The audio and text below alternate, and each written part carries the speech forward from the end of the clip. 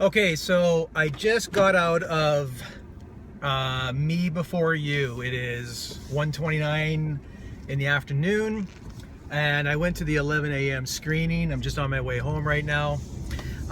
For those of you who want a trick as to, or a piece of advice as to when is the best time to go see a movie, the absolute best time to go see a movie is a 10:45 or an 11 a.m. screening. And the reason I say that is because it's borderline crickets in the cinemas. So if you don't mind getting up a little early and going to an early screening on a weekend, do it, because it is the most distraction-free time to go see a movie. So no kids, no family, none of that. So anyway, Me Before You. I'm having a difficult time processing this movie because it elicited a lot of conflicting emotions in me, more than a lot of movies that I've seen recently. And one thing I should preface this review by saying is that I'm seeing this mostly for professional reasons, and also based on a promise, because I made a promise to review this on CTV next Thursday. So, and plus I was kind of interested in seeing it as well, even though it is not a film that's directly marketed ostensibly at me. Okay, there's a particular type of audience for this movie. And for those that are not really familiar with it, Me Before You is this romantic drama, and it stars Game of Thrones' Emilia Clarke. She plays this woman, sort of this lower middle class woman, kind of down on her luck, facing a lot of economic uncertainty in her life, and she decides to take this job caring for the needs of a recently paralyzed man, played by Sam Claflin, who played Finnick in the Hunger Games, everyone's favorite character named Finnick. And so his character is sort of a very prosperous and rich sort of businessman slash extreme sports athlete, who through a hellish accident became paralyzed. So basically Emilia Clarke takes his job to tend after the needs of this guy. Okay, so right from the get-go, you do not have to be frickin' Nostradamus to know exactly where this movie is headed. It's manipulative, and predictably so, in the sense that there's absolutely no question that these two are gonna end up being a romantic item together. Okay? Now, that's not a knock against the film, because so many romantic dramas and comedies wallow in a lot of like genre tropes and cliches. That's not the big problem with this movie. And oftentimes these films kind of are really made or broken by the quality of the lead actors, and whether or not they display ample chemistry, and if we like them, and so forth. And I don't think this film could have been any better cast than with Clarke and Claflin. I think they have limitless chemistry together. They have this wonderful give and take. And Emilia Clarke, I have absolutely no idea how she is not a movie star. I mean, she's so good on Game of Thrones, and she plays such a different type of character here.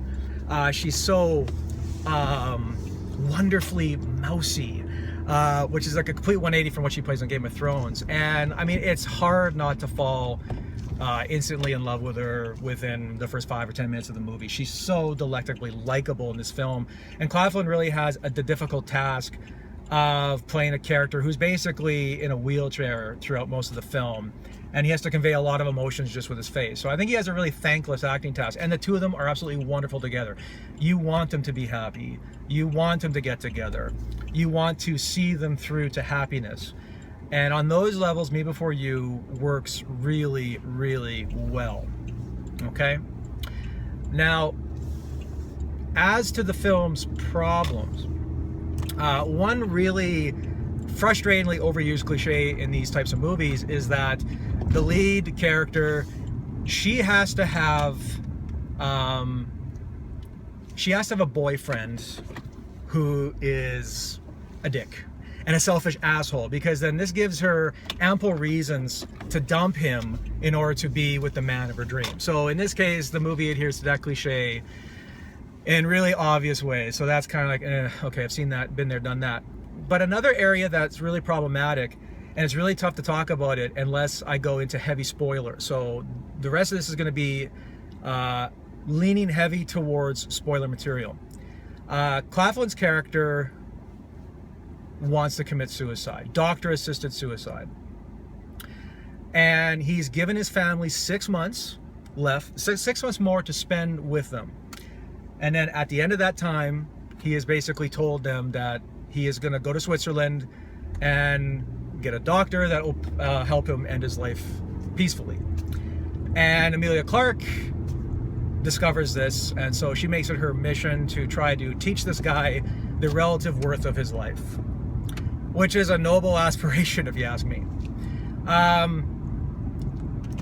And unfortunately, the movie builds to a final act where Claflin's character does indeed kill himself. Now, the way that the movie really manipulatively wrings tears out of our eyeballs with this subplot, I have to say is a little shameless. And I'm not sure if I responded well to the responsibility of this story thread.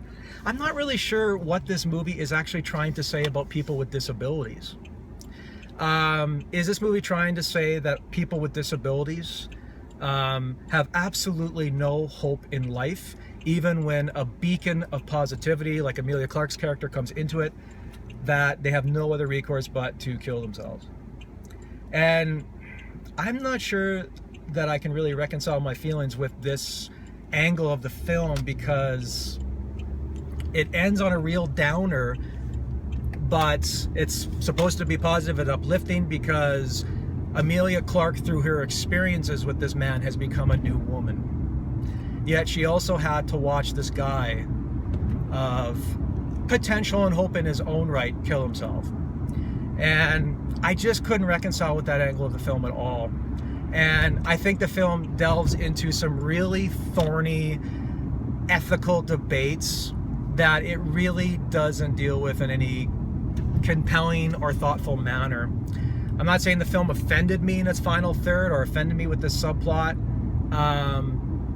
but it doesn't leave a positive message, in my opinion, especially for anyone with disabilities that's probably going to go see this movie.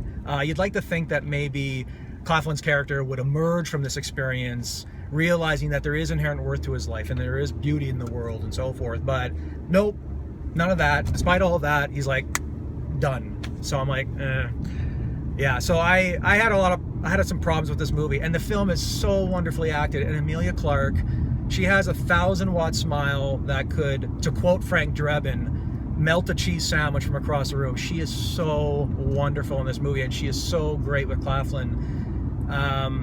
It's just really sad that when a film like this gets capsized by the weight of some really problematic scripting and some really troublesome handling of some themes. So I was more than willing to give this film like a pass, and I still think it kind of should be seen, but I'd be really interested to hear what people think about this movie's its conclusion and the level of startling finality to this disabled man's life. It's movie got me thinking, so I don't think a truly awful movie that made me think about it as much as it has can be completely written off as worthless. So anyway, that's my take on Me Before You.